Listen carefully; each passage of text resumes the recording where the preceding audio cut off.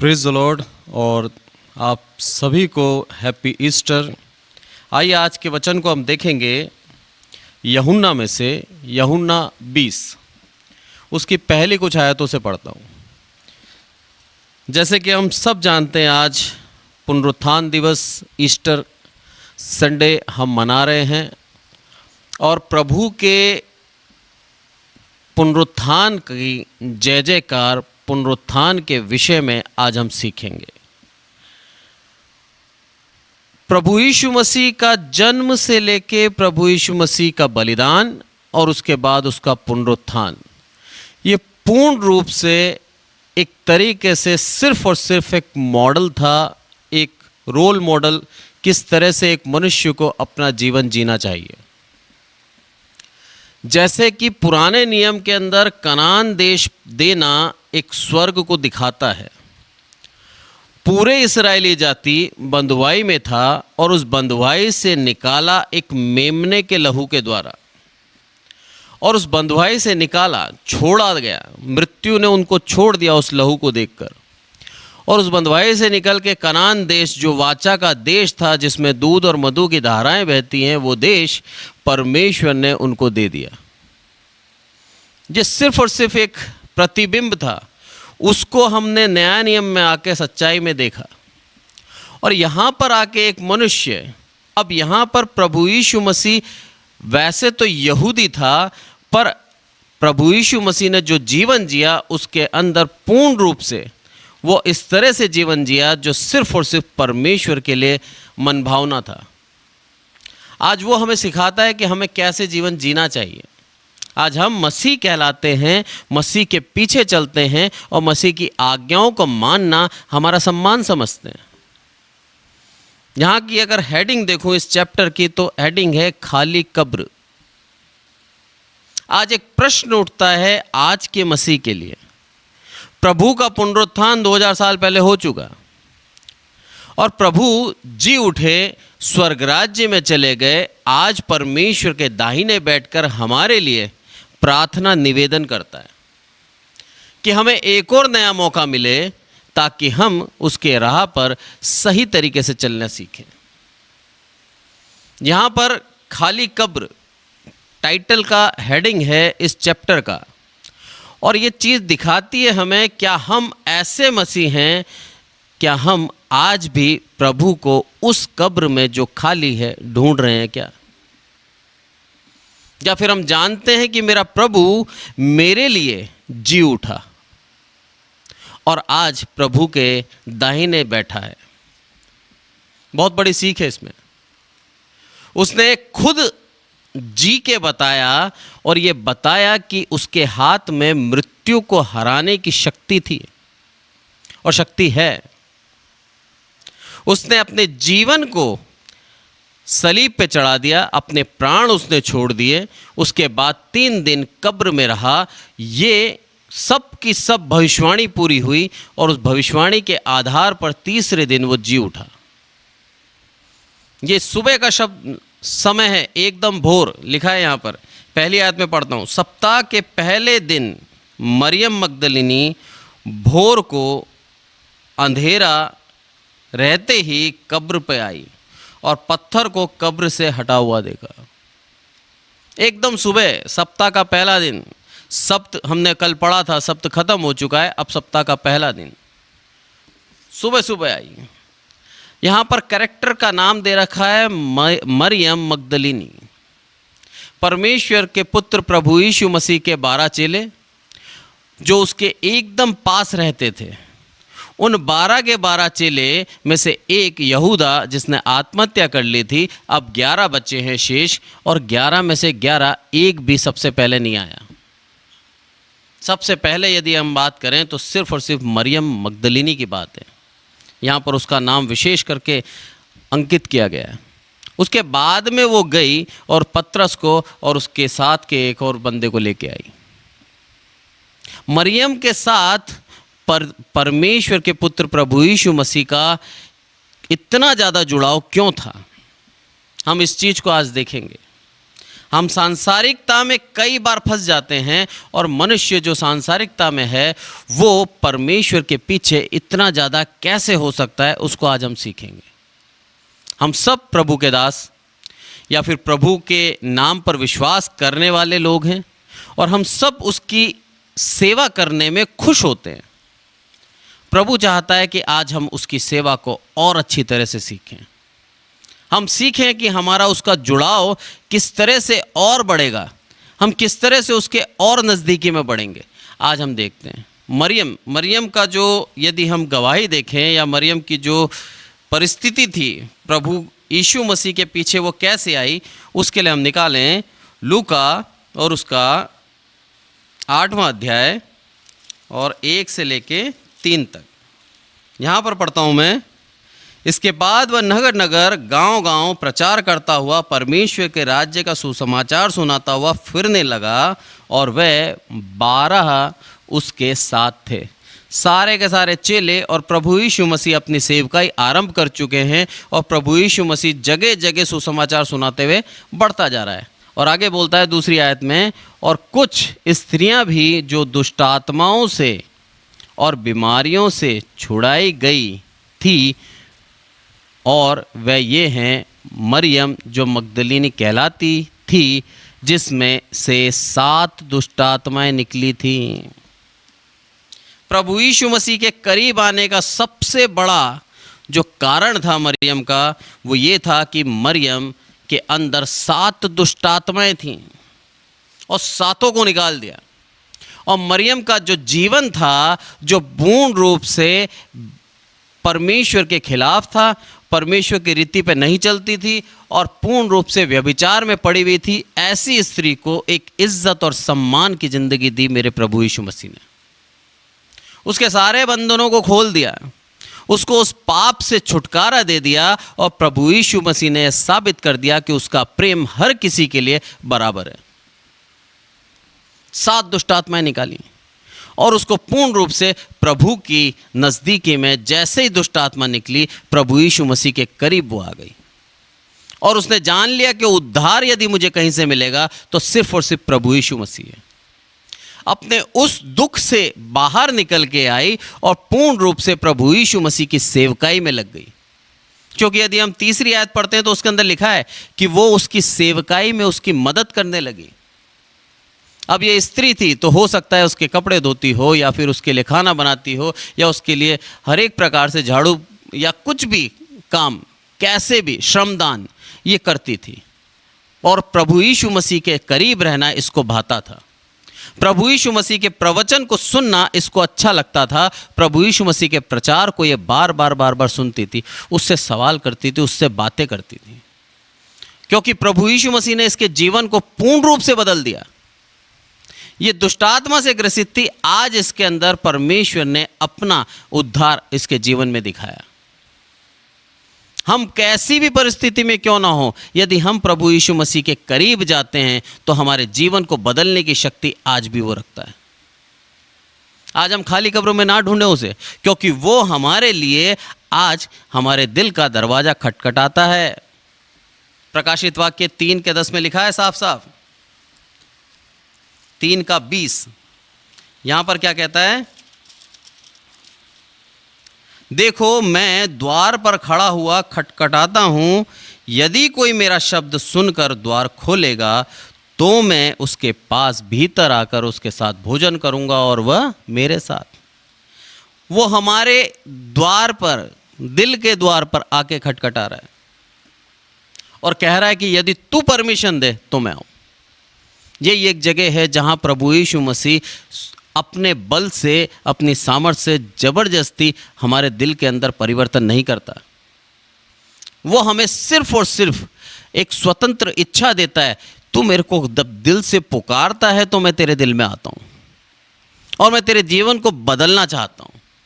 हर एक दुनिया के अंदर हर एक व्यक्ति पाप से ग्रसित था और सिर्फ प्रभु यीशु मसीह की दया के द्वारा आज अपने पाप मुक्त जीवन लेकर प्रभु के लिए अपने जीवन को आशीषित जी रहा है। यदि उसने उस जीवन को जो वो जी रहा था उसमें और अभी अंतर देखता है तो प्रभु यीशु मसीह की सेवा ऑटोमेटिक उसके दिल से निकलती है। मरियम को कभी बोला नहीं कि तू हमारे लिए काम कर, श्रमदान दे, कभी नहीं बोला। पर मरियम के दिल में ऑटोमेटिक आया कि मैं जो आनंद, जो खुशी जो मुझे मिली है वो पूर्ण रूप से आज मैं प्रभु के लिए दे दूं। और उस आनंद के साथ ऑटोमेटिक वो प्रभु की सेवा में लग गई, क्योंकि उसका जीवन जो पूर्ण रूप से अस्त व्यस्त था, बिल्कुल बर्बाद था, उस जीवन को मेरे प्रभु ने संग्रहित करके बहुत ही खूबसूरत बना दिया।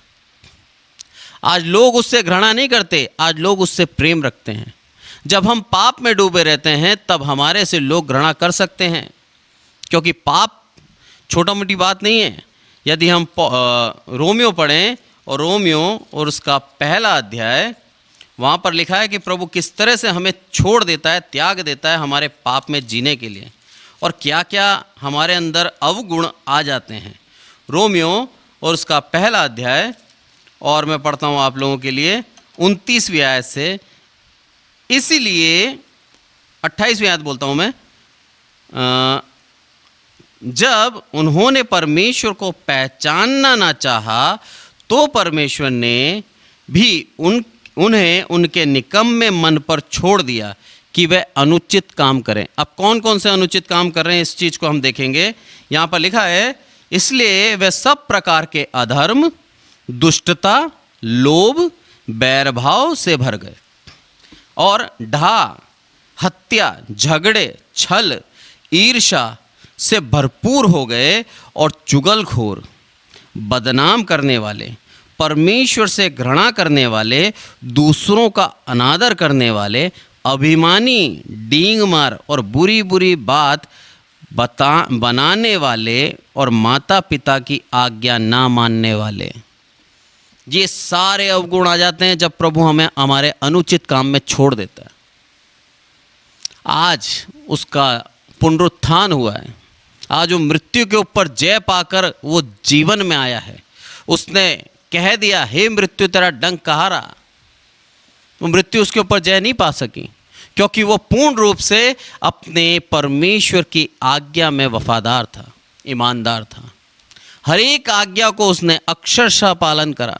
जैसा प्रभु ने कहा वैसा ही उसने पालन किया। अपनी इच्छा से उसने कोई कार्य नहीं किया। परमेश्वर की इच्छा के अनुसार उसने एक आदर्श जीवन जिया, और वो हमें सिखाता है कि हम भी एक आदर्श जीवन जिएं। पौलुस साफ साफ कहता है कि हमें अब, क्योंकि वो हमारे लिए मरा है, तो हमें अब उसके लिए जीना है। पतरस कहता है कि हमें उसकी धार्मिकता में जीना है। तो यहाँ पर भी हम ये क्या सीखते हैं कि यदि हम उससे दूर जाते हैं तो वो हमें हमारे अनुचित कामों के लिए छोड़ देता है। और सारे काम मैंने आपको बताया, ईर्ष्या, ढा, बुरी बात बोलना, परमेश्वर के लोग से घृणा करना और डींग मारना, अभिमान करना, ये सारी बात जो कि एक मनुष्य के अंदर कई बार हम देखते हैं, जो कि हम लोग सोचते हैं ये कॉमन बात है, पर कॉमन नहीं है। ये हर मनुष्य में नहीं है, ये सिर्फ उन्हीं मनुष्यों में है जिनको परमेश्वर ने छोड़ रखा है और जो आज भी उसको खाली कब्र में ढूंढ रहे हैं। पर हमें मालूम होना चाहिए हमारा प्रभु कहाँ है। दोबारा यूहन्ना में जाएंगे और उसका 20वां अध्याय क्या बोलता है आगे।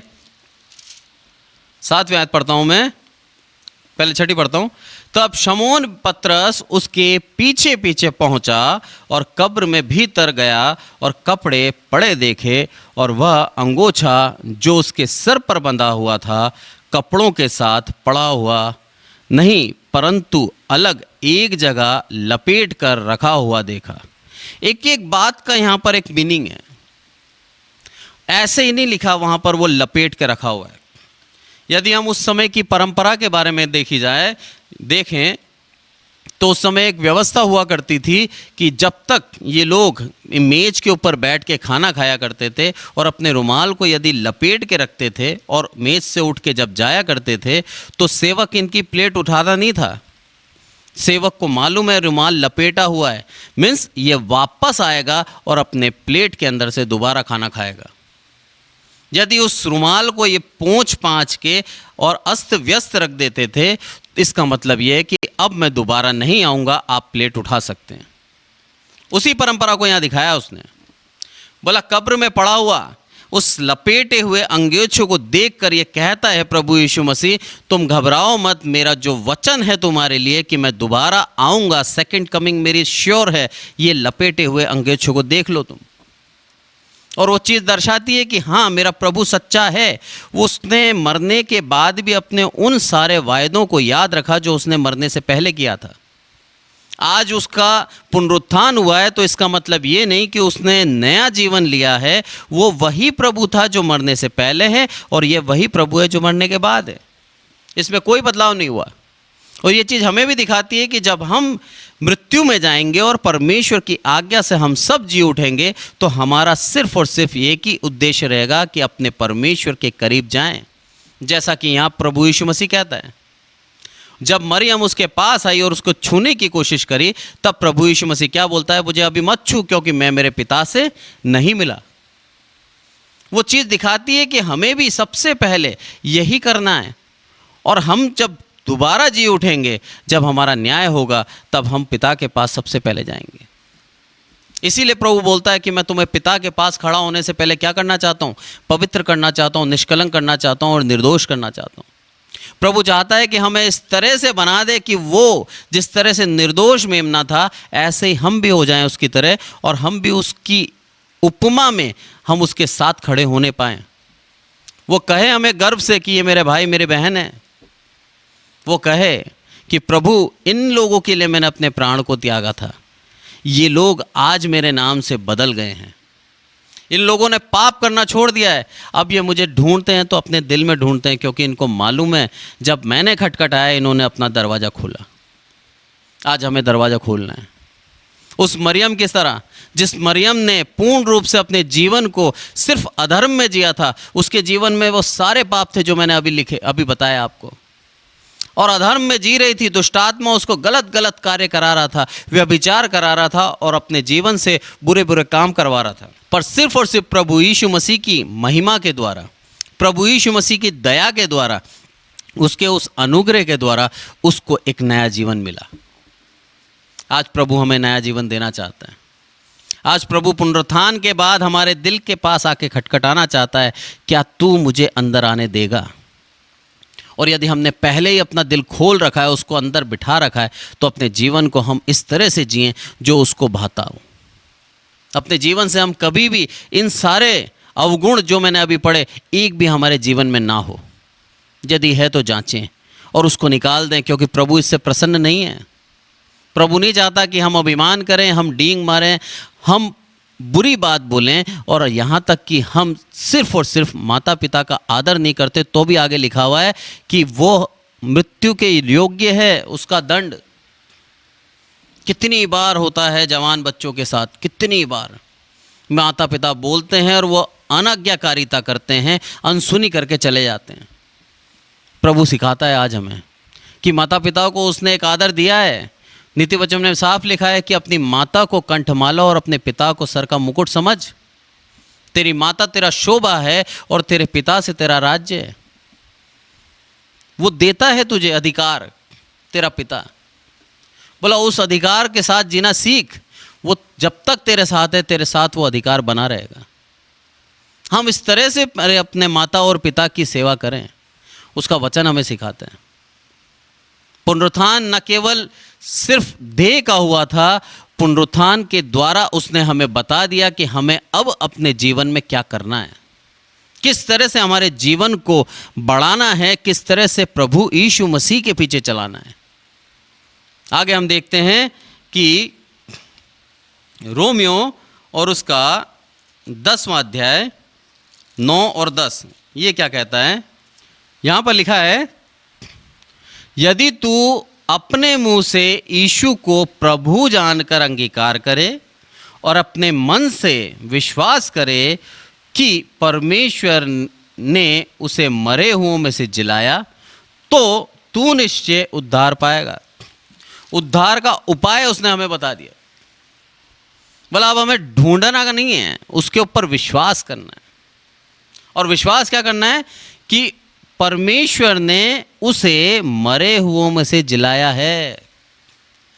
पतरस और उसके जो साथ का था उसे ढूंढ रहे थे, और क्या बोलते हैं मालूम है यूहन्ना के अंदर, कि उसके शव को कौन उठा के ले गया।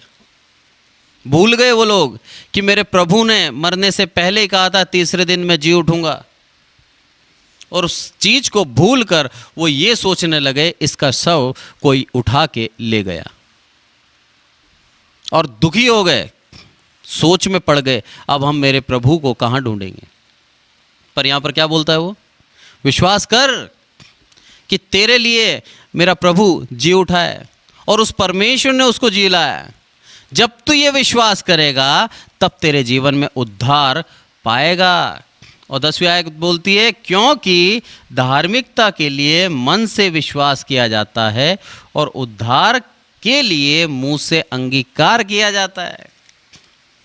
बोला मुंह से अंगीकार जब तक नहीं होगा तब तक उद्धार नहीं मिलेगा। कितना जरूरी है हमें सबके सामने अंगीकार करना, क्योंकि धार्मिकता के लिए मन से विश्वास किया जाता है। हम धार्मिकता चाहते हैं, उसके ऊपर विश्वास करें कि हाँ मेरा प्रभु मेरे लिए जी उठा। ये विश्वास करना है हमें, यही ईस्टर संडे का मैसेज, कि मेरा प्रभु मेरे लिए जी उठा, और हमें उद्धार पाने के लिए मुंह से अंगीकार करना है। सबके सामने ऊंचे शब्द में बोलना है कि हाँ मेरे प्रभु ने मेरे पापों के लिए बलिदान दिया है, और मैं ये जानकर सबके सामने बपतिस्मा लेता हूँ, लेती हूँ। उस बपतिस्मे के द्वारा उसका अंगीकार करना है। प्रभु यीशु मसीह के अंदर 1% भी कमी नहीं थी, 1% भी उसके अंदर गलती नहीं थी, और निर्दोष मेमना था। उसके बावजूद भी उसने बपतिस्मा लिया यूहन्ना के हाथों। उसने हमें दिखाया एक आदर्श जीवन जी के, कि हमें भी वैसे ही जीवन जीना है, और हमें अपने पापों के लिए बपतिस्मा लेना है और अंगीकार करना है। जब तक हम अंगीकार नहीं करेंगे तब तक प्रभु यीशु का वो उद्धार हम नहीं पाएंगे। क्या एक जगह लिखता है कि तुमने बपतिस्मा नहीं लिया तो तुम्हें पवित्र आत्मा भी नहीं मिलेगा। अब दोबारा यूहन्ना में आते हैं, उससे पहले पहला कुरिन्थियों और उसका 2 अध्याय और 8वीं आयत ये क्या बोलती है, जिसे इस संसार के हाकिमों में से किसी ने नहीं जाना, क्योंकि यदि वह जानते तो तेजों में प्रभु को क्रूस पे ना चढ़ाते। अब ये हाकिमों की जगह काट के अगर शैतान भी लिख दो ना, तो भी इस आयत को एकदम सही पढ़ेंगे हम, क्योंकि शैतान को मालूम नहीं था कि क्रूस पे चढ़ाने के बाद समस्या बढ़ेगी, ख़त्म नहीं होगी। हाकिमों ने भी यही सोचा, और उनके अंदर मैं समझता हूँ शैतान की उस बुरी आत्मा बैठ गई थी, और उन्होंने चाहा कि प्रभु यीशु मसीह को हम पूर्ण रूप से हटा देंगे। पूर्ण रूप से प्रयास करा कि किसी भी तरीके से प्रभु यीशु मसीह का नामो निशान मिटा दिया जाए। और हमने पूरे वीक में देखा किस तरह से उन्होंने चालाकी करी, दोष लगाए, और दोष लगा के प्रभु यीशु मसीह को क्रूस पे चढ़ा दिया। पर यहाँ पर क्या बोलता है कि हाकिमों ने जाना नहीं उसको, नहीं तो क्या होता, उस तेजों में प्रभु को क्रूस पे न चढ़ाते। परंतु जैसा लिखा है, जो बातें आँखों ने नहीं देखी और कानों ने नहीं सुनी, और जो बातें मनुष्य के चित्त में नहीं चढ़ी, वही हैं जो परमेश्वर ने अपने प्रेम रखने वालों के लिए तैयार करी। सबके लिए नहीं, जो उससे प्रेम रखते हैं उनके लिए तैयार करी। ये धन्य आशा है हमारे लिए, जो इस सुसमाचार को सुन रहे हैं, हर एक व्यक्ति के लिए, कि ये धन्य आशा सिर्फ और सिर्फ हमारे लिए प्रभु यीशु मसीह की मृत्यु और उसका पुनरुत्थान सिर्फ हमारे लिए उसने तैयार किया।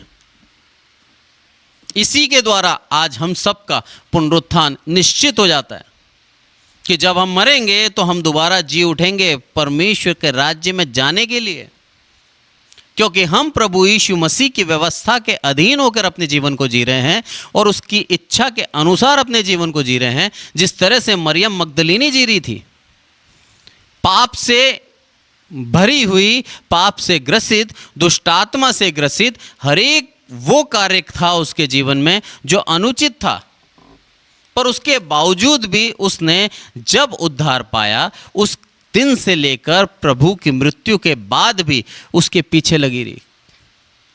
और सबसे पहले उसने प्रभु के दर्शन को पाया। ये चीज़ दिखाती है कि उसका प्रेम प्रभु यीशु मसीह से कितना ज़्यादा था, और प्रभु यीशु मसीह भी उसके सामने सबसे पहले प्रकट हुआ। हम जितना ज़्यादा पापी थे, यदि हमारे पाप प्रभु ने क्षमा कर दिए तो ऑटोमेटिक हम उसकी सेवा में लग जाएंगे। हमें किसी को हमें फोर्स करने की आवश्यकता नहीं है, और कोई हमें बोलेगा उसका हम वेट नहीं करेंगे। हम ऐसे ही स्वतः ही अपने जीवन के जो उस आनंद को जो हमने प्राप्त करा है, वो जब तक दूसरों को नहीं बांटेंगे हमारे को चैन नहीं मिलेगा। यही था मरियम के साथ। उसको आनंद मिलता था प्रभु की संगति में, उसको आनंद मिलता था उसके सेवा कर कर, इसीलिए प्रभु के पीछे पीछे पीछे पीछे थी। और मरने के बाद भी, प्रभु के गाड़े जाने के बाद भी उसके कब्र पे गई, और वहाँ पर उसने सबसे पहले देखा। और यूहन्ना पढ़ता हूँ मैं 20वां अध्याय, उसके अंदर क्या बोलती है वो 11वीं आयत में, परंतु मरियम रोती हुई कब्र के पास बाहर खड़ी रही और रोते रोते कब्र की ओर झुककर 2 स्वर्गदूतों को उजले कपड़े पहने हुए, एक को सिरहाने और दूसरे को पैताने बैठा देखा, जहाँ यीशु का शव रखा था। मरियम, ये वही मरियम है जिसके अंदर 7 दुष्टात्माएं थीं। आज इस मरियम ने दर्शन प्राप्त करे 2 स्वर्गदूतों के। सोचिए इसका जीवन कितना पवित्र हो चुका, क्योंकि वचन कहता है जहाँ अपवित्रता है, जहाँ पर दुष्टता है, वहाँ पर प्रभु का आत्मा नहीं आता, वो छोड़ देता है उनको, क्योंकि प्रभु सिर्फ और सिर्फ पवित्रता में रहता है। और यहाँ ये इतनी पवित्र हो चुकी है कि यहाँ पर 2-2 स्वर्गदूतों का इसने दर्शन किए, और उसके बाद प्रभु यीशु मसीह का भी इसने दर्शन किया। कितना ज़्यादा प्रभु बदल देता है, सोचिए हमें। हमारा पुराना मनुष्यत्व प्रभु यीशु मसीह में आने के बाद बिल्कुल खत्म हो जाता है। मरियम का जो जीवन जी रही थी मरियम, उसका जीवन और अभी के जीवन में रात दिन का अंतर था। मरियम का उदाहरण इसीलिए लिया कि हर एक मनुष्य जो पाप करता है वो अपने पाप में बंधा रहता है, और पाप मुक्त होते ही वो पूर्ण रूप से प्रभु उसको बदल देता है। सबसे घिनौना पाप होता है हमारे शरीर के विरुद्ध पाप करना, व्यभिचार, जो हमारे शरीर को गंदा करता है। वो पाप था मरियम के जीवन में, मरियम मगदलीनी के जीवन में। और उस पाप को हटाकर प्रभु ने इसके शरीर को इतना पवित्र कर दिया कि इसने आज 2 स्वर्गदूतों के दर्शन पा लिए। और पर ना केवल दर्शन, बल्कि स्वर्गदूतों ने इससे बात भी करी। जब आगे हम पढ़ते हैं 15वीं आयत, तो इसके अंदर क्या लिखा है, यीशु ने उससे कहा, हे नारी, तू क्यों रोती है, किसको ढूंढती है। प्रभु यीशु मसीह इस मरियम को दर्शन देके बोलते हैं कि हे नारी, तू क्यों रोती है, किसको ढूंढती है। जब आगे पढ़ते हैं तो लिखा है कि उसने माली समझकर उससे कहा, हे महाराज, यदि तूने उसे उठा लिया तो मुझे बता दे कि उसे कहाँ रखा है, और मैं उसे वहाँ से ले जाऊँगी। यीशु ने उससे कहा, मरियम। उसने मुड़कर उससे इब्रानी में कहा, रबूनी, अर्थात हे गुरु। हे नारी करके संबोधित करा। जब प्रभु यीशु मसीह ने वो नहीं पहचान पाई, उसको लगा कि नहीं, ये तो सिर्फ और सिर्फ कोई माली हो सकता है, कोई महाराज करके, और उसने उसको पूछा कि कहाँ रखा है, बता दे, मैं वहाँ से उठा ले जाऊँ। इतना प्रेम था उसको कि कैसे भी करके मैं मेरे प्रभु यीशु मसीह के उस शव को आदर के साथ दोबारा कहीं गाड़ दूंगी। उसका ये ध्यान था। एक नारी जिसके अंदर बल कम होता है, पर पूर्ण श्रद्धा के साथ प्रभु यीशु मसीह को उठाने के लिए तैयार थी। वो यहाँ पर समर्पण दिखता है उसका प्रेम दिखता है प्रभु यीशु मसीह के प्रति, कि मृत होने के बावजूद भी उसका प्रेम उसके लिए ख़त्म नहीं हुआ, वह ऐसा ही प्रेम रखती थी। और जैसे ही प्रभु यीशु मसीह ने उससे बोला, हे मरियम, तुरंत पहचान गई कि ये आवाज़ मेरे प्रभु की है। ये आवाज़ हमें पहचाननी है। आज वो हमें उसी आवाज़ से पुकारता है। हम सब के नाम वो जानता है, हम सब के चित्र को उसने हथेली पे गोद रखा है।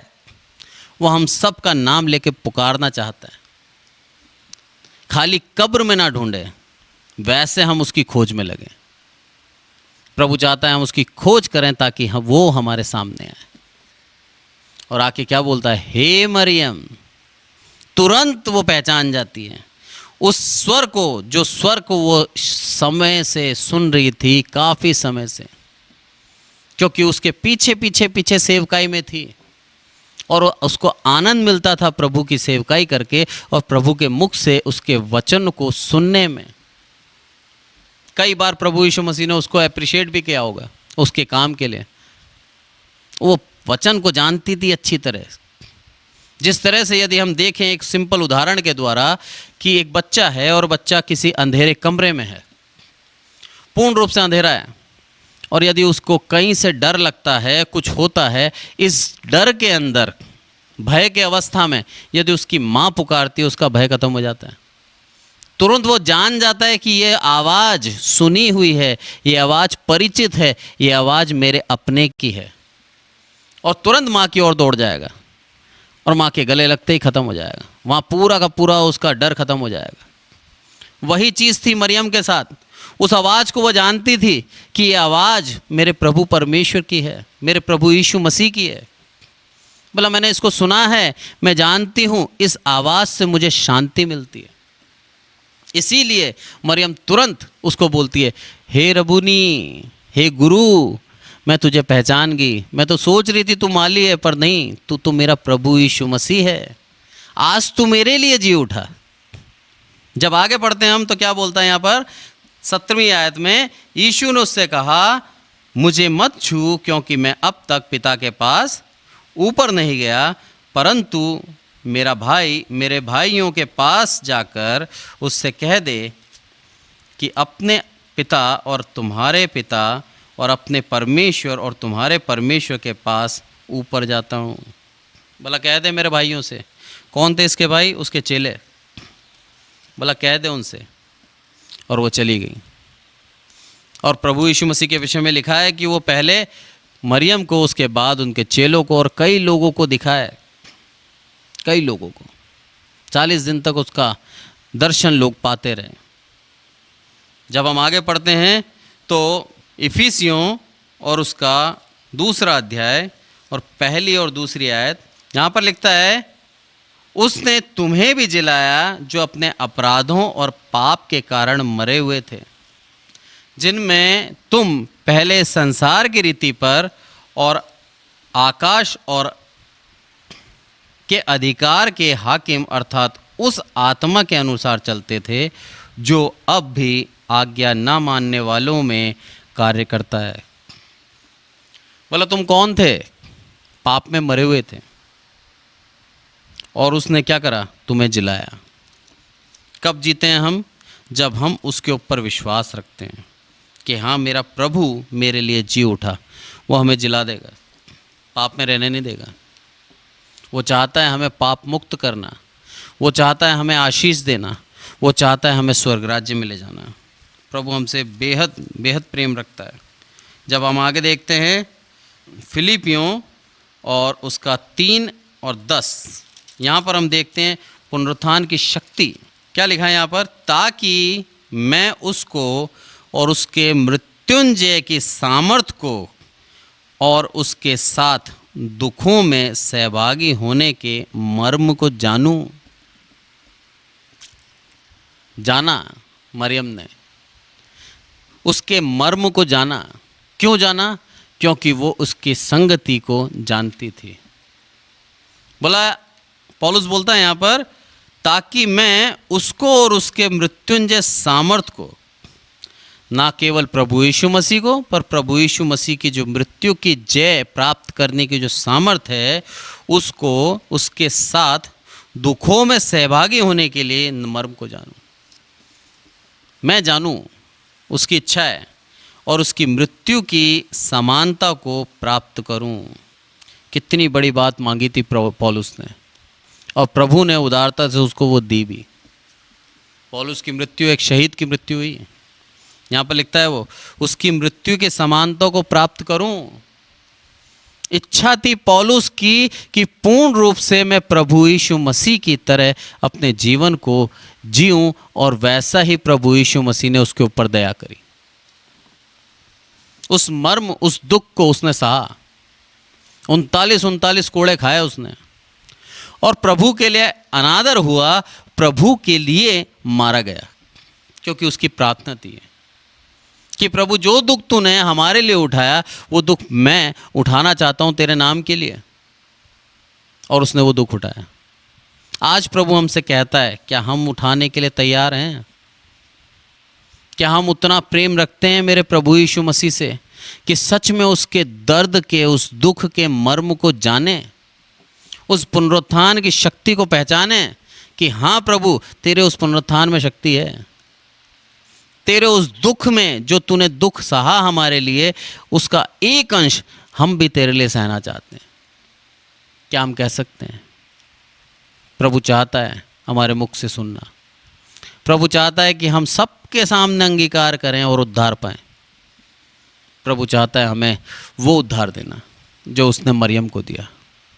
उस पुरानी गंदगी जीवन से निकाल कर उसने एक आदर्श और एक अच्छा जीवन दिया उसको, ताकि वो प्रभु की सिर्फ और सिर्फ आराधना कर सके। प्रभु चाहता है कि हम सिर्फ और सिर्फ उसकी आराधना करें, उसका नाम का प्रचार करें और उसके लिए अपने जीवन को जिएं। आज पुनरुत्थान दिवस, प्रभु हमारे लिए जी उठा, और वो चाहता है कि हमारे दिल में आके वास करें। वो चाहता है कि हम उसके लिए अपने आप को तैयार रखें, रोते नहीं रहें जैसे मरियम रो रही थी। उसने कहा, हे नारी तू क्यों रोती है? अरे तेरा प्रभु तेरे सामने है, उसको देख, पहचान। हमारा प्रभु हमारे पास है, हम उसको पुकारें, वो हमें ज़रूर उत्तर देगा।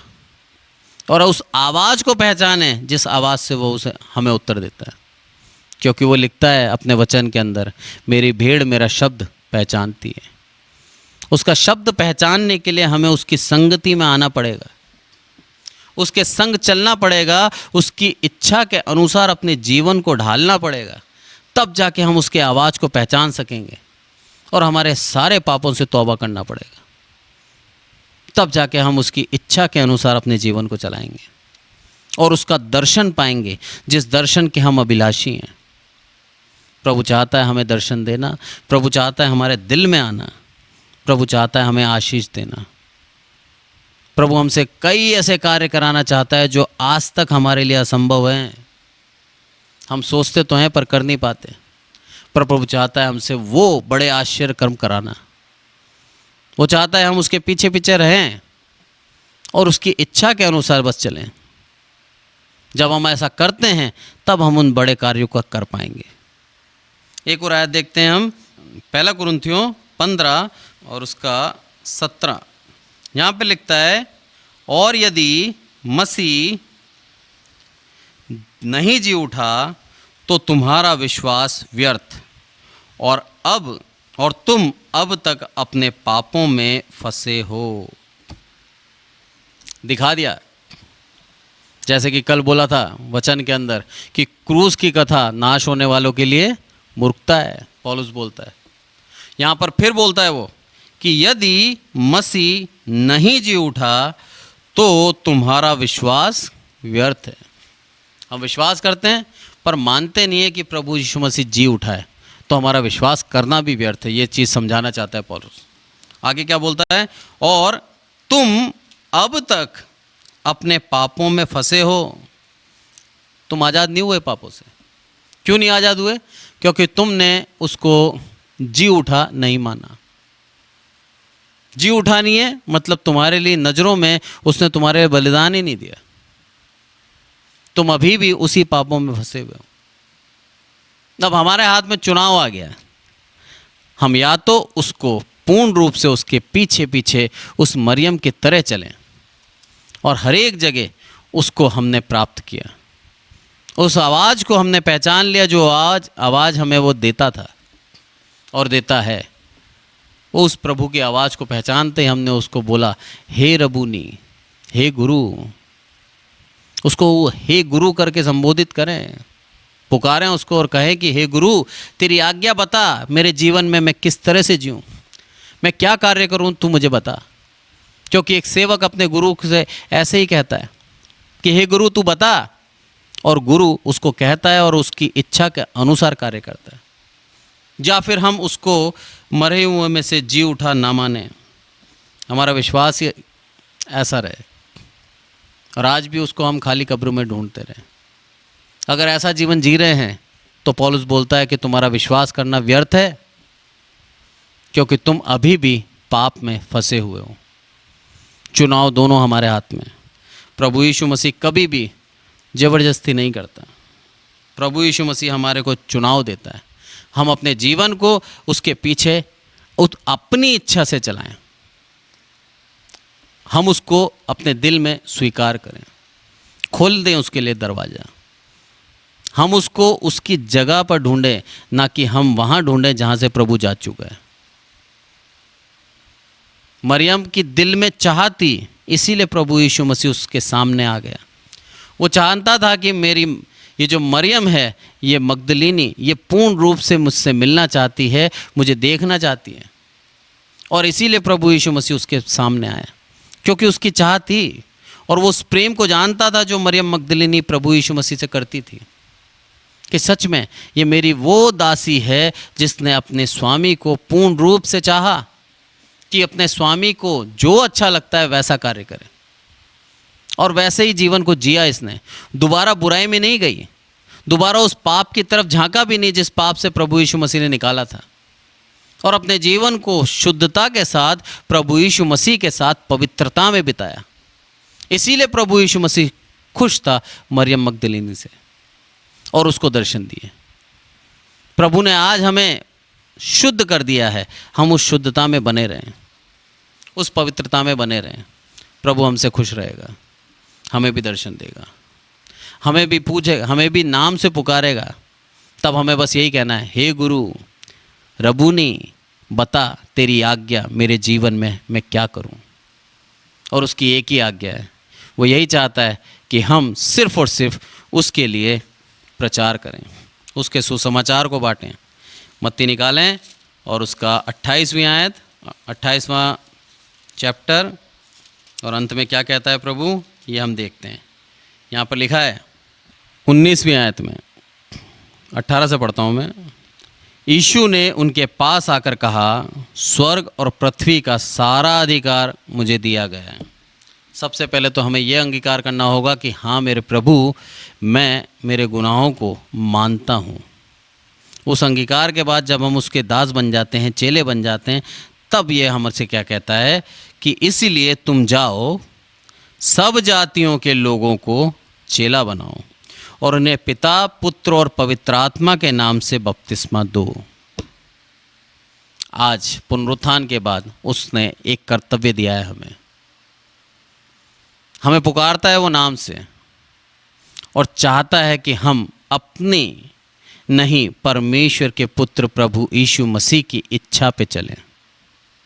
और उसकी इच्छा क्या है, आज हमने देख ली कि उसके नाम से, पिता, पुत्र और पवित्र आत्मा के नाम से बपतिस्मा दें। तब जाकर हम उसके एक सच्चे विश्वासी कहलाएंगे, सच्चे दास कहलाएंगे। प्रभु यीशु मसीह के नाम से आप सबको जय मसीह की। धन्यवाद।